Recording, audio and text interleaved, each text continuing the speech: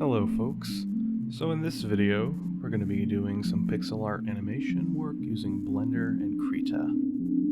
While the video is going, the background will just be some synthesizer nonsense I built up in VCV Rack in the corner. This video was recorded a little while back before I started rendering the pixel art directly in Blender. There'll have to be a workflow I'll present in a future video.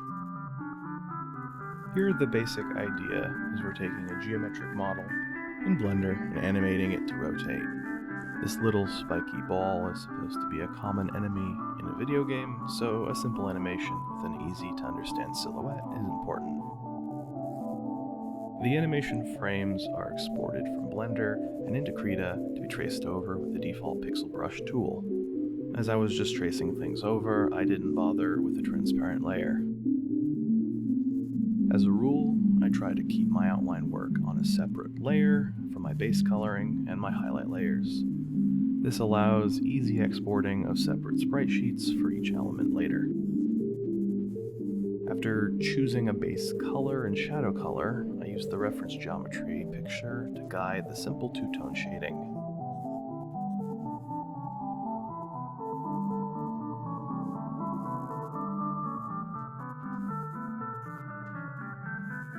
After I'm happy with that, I figure out a fun highlight to draw and give it its own layer.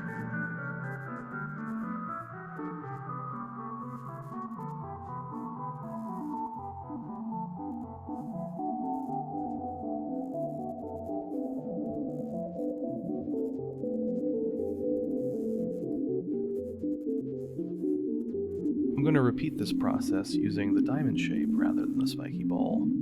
Apologies for not having much Blender footage. I'll make sure to do some Blender focus videos in the future.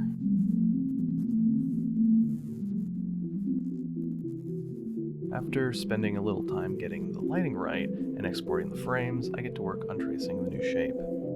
As the spiky ball and diamond are meant to be looping animations, they need enough frames to give a sense of rotation. Each frame involves a rotation of 15 degrees, which would mean a full 24 frames to capture the whole rotation. However, there's a trick. As these two shapes were highly symmetrical, only a quarter rotation, or 6 unique frames, were needed to see every angle of the geometry. Getting the pixel art to look right when displaying shallow angles and thin edge work can be a challenge. You just gotta play with it, depending on your canvas size.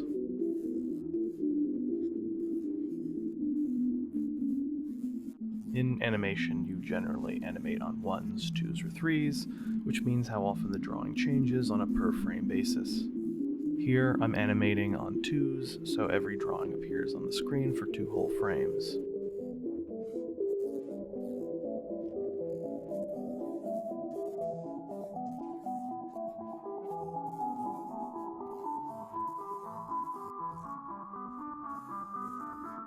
For the diamond sprite, I wanted to do 2 separate highlights.